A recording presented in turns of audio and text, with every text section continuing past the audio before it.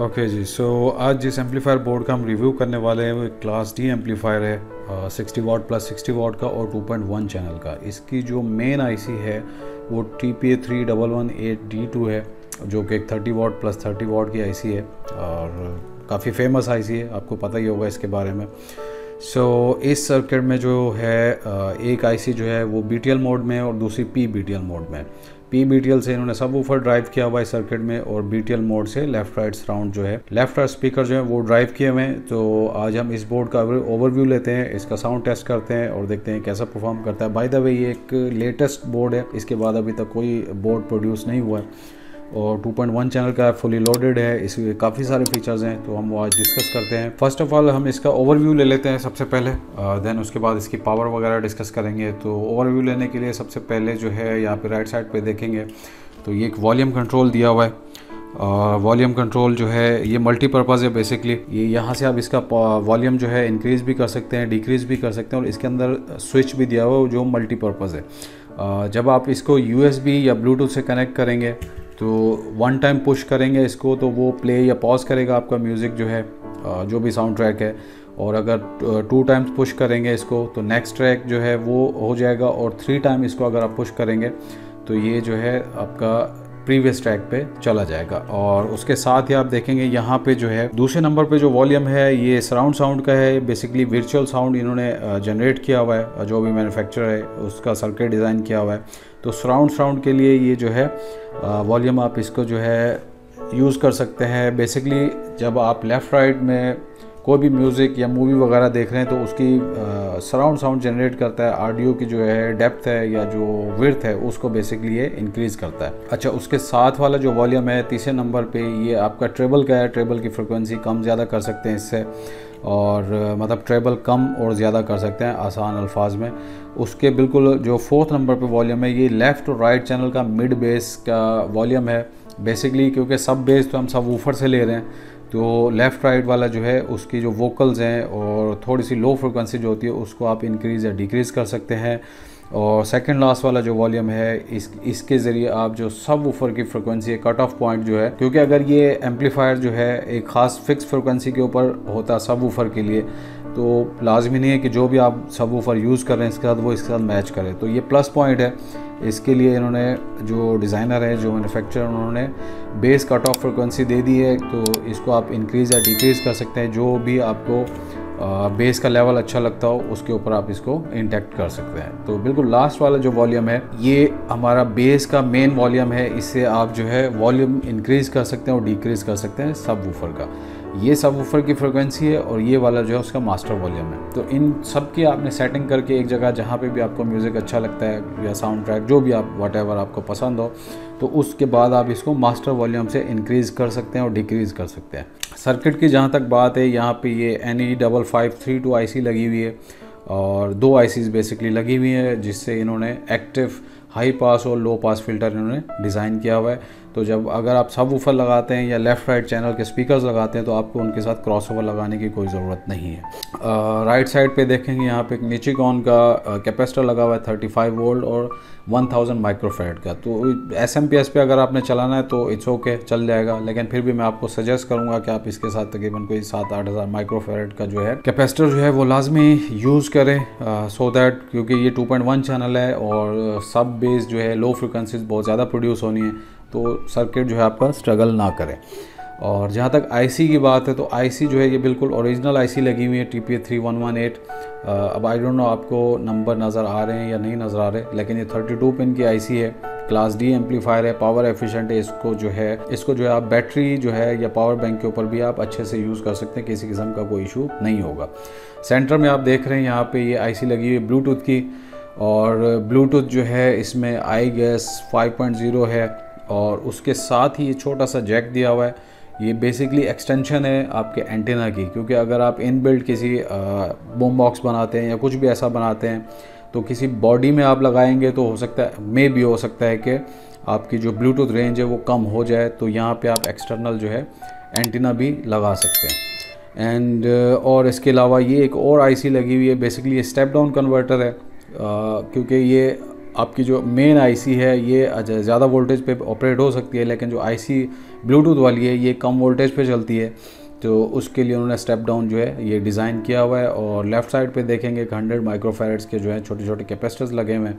तो as it is इनको रखा रहने दें, कुछ इसमें चेंजिंग करने की मुझे नहीं लगता कि ज़रूरत है। जस्ट इसमें आप पावर वाले सेक्शन में जो है एक कैपेसिटर ऐड कर देंगे तो मोर देन इनफ है। अब जहाँ तक इसके आउटपुट की बात है, यहाँ पे मैं आपको दिखा देता हूँ। ये कनेक्टर लगे हुए टर्मिनल ब्लॉक्स हैं। तो फर्स्ट ऑफ ऑल इस लेफ़्ट साइड पे देखेंगे यहाँ पे ऑक्सिलरी इनपुट दिया हुआ है, ऑक्स इनपुट आप कर सकते हैं, मोबाइल फ़ोन, पीसी, जो भी व्हाटएवर। और ये साथ में यूएसबी दिया हुआ है।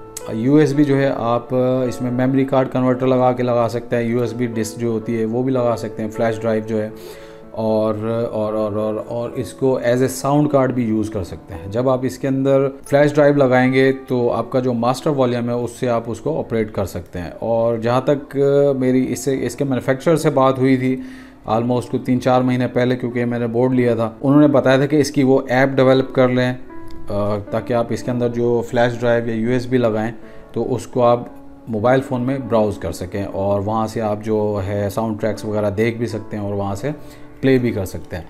इसके साथ आप देखेंगे यहाँ पे ये पावर का कनेक्टर दिया हुआ है। बेसिकली 2 कनेक्टर्स हैं, एक ये डीसी जैक दिया हुआ है।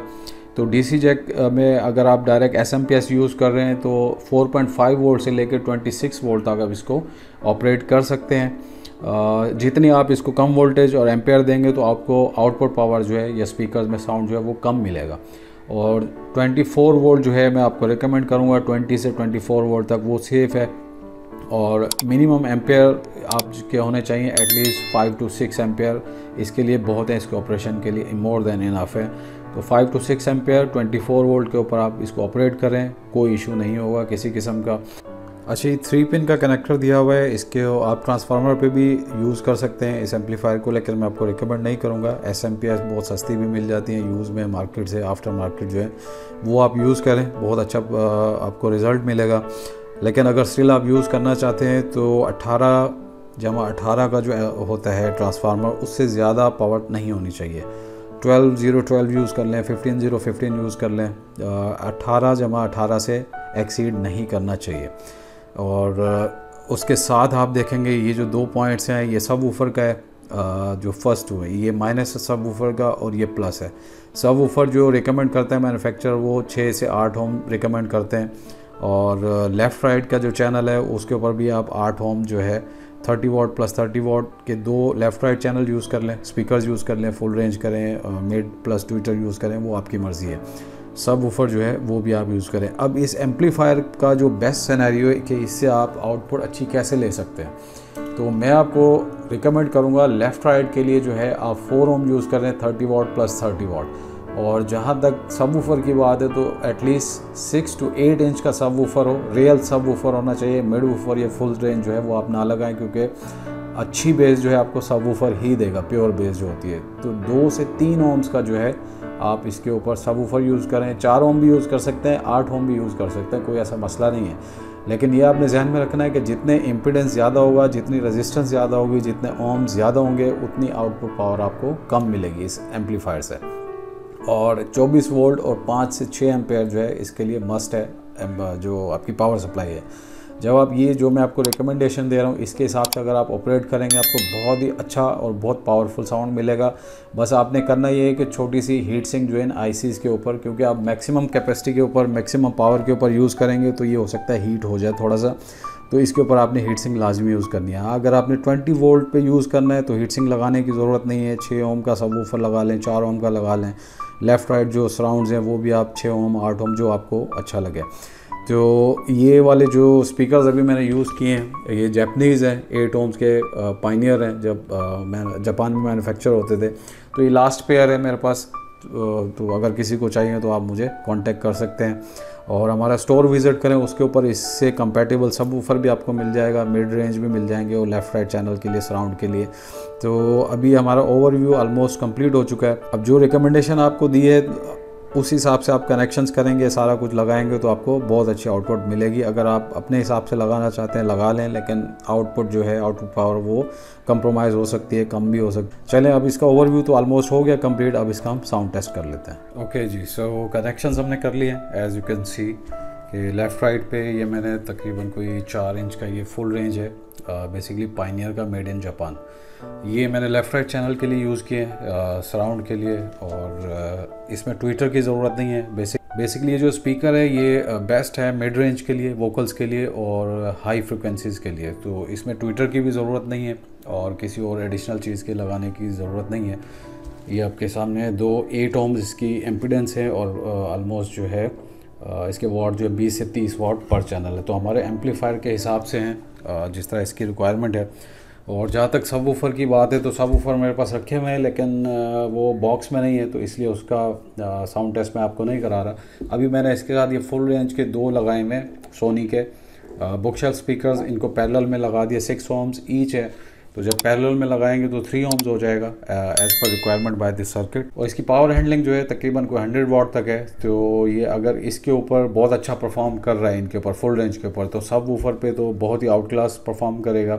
तो टेस्ट करने से पहले मैंने सोचा कि आपको ये सारी जो स्पेसिफिकेशन है स्पीकर्स की जो मैंने कनेक्ट किया, मैं ये आपके साथ में शेयर कर दूं। तो चलिए हम इसके ऊपर साउंड ट्रैक प्ले करते हैं और देखते हैं कि कैसा परफॉर्म कर रहा है इसके ऊपर।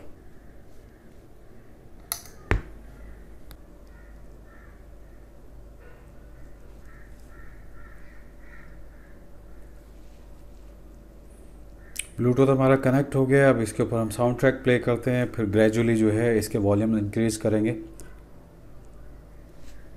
प्ले कर दिया मैंने ट्रैक। नाउ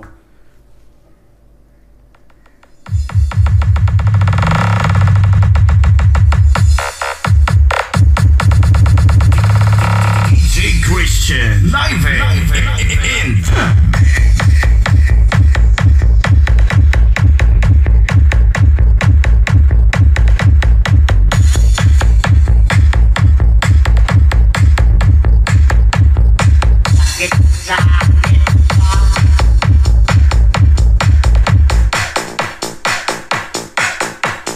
मैंने इसका बेस जो है वो बंद कर दी थी, इससे आपको इफेक्ट पता चल गया होगा। ये सेंटर वाला ट्रेबल का थर्ड राइट थर्ड जो है, तो इसके हम फ्रिक्वेंसी भी इसकी कम ज़्यादा कर सकते हैं।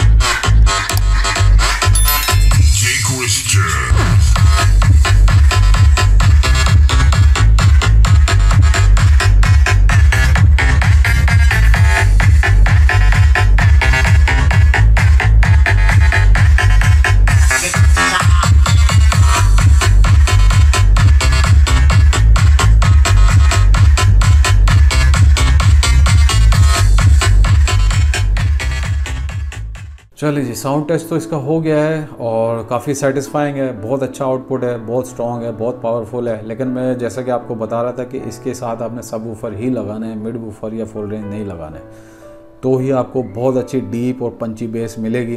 तो ये सर्किट एक तो लेटेस्ट भी है और बिल्ड क्वालिटी इसकी बहुत आउट क्लास है।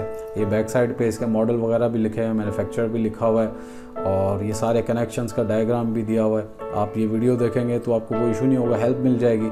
बाकी अदरवाइज़ अगर आप इसके कनेक्शन जो बने हुए उस हिसाब से भी लगाएंगे तो परफेक्ट है। तो ये बोर्ड बेसिकली लास्ट पीस था, ये ऑलरेडी सेल हो चुका है, तो मैंने डिस्पैच करने से पहले मैंने सोचा कि क्यों ना इसकी एक वीडियो मैं बना दूं, सो दैट जो परचेज़ किया हुआ है जिन्होंने ऑलरेडी या मज़ीद जिन्होंने करना है कहीं से भी, तो उनके लिए भी हेल्पफुल हो जाएगा।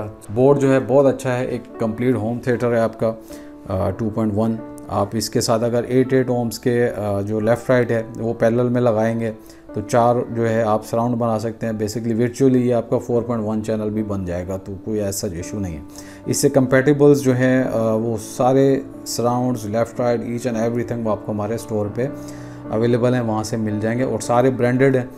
तो लोकल जो स्टफ़ होता है या चाइनीज़ 2 नंबर चीज़ होती है उसमें हम डील नहीं करते, तो आप वहाँ से जाके बाय भी कर सकते हैं। इसके अलावा भी काफ़ी सारे एम्पलीफायर्स हैं और बहुत सारा स्टफ़ है, तो मैं आपको रिकमेंड करूँगा कि एक दफ़ा विज़िट ज़रूर करें। परचेज़ करें नहीं करें कोई इशू नहीं है, लेकिन आप विज़िट जो है हमारा स्टोर वो ज़रूर करें। मैं लिंक डिस्क्रिप्शन में ऐड कर दूँगा। अगर आपको वीडियो अच्छी लगी है तो आई विल सजेस्ट कि आप जो है चैनल को सब्सक्राइब ज़रूर कर लें, क्योंकि वक्तन फ़वक्तन जो है मैं ये वीडियोस बनाता रहता हूँ रिव्यूज़ की, प्रोजेक्ट्स की। तो इंशाल्लाह मिलेंगे नई वीडियो में।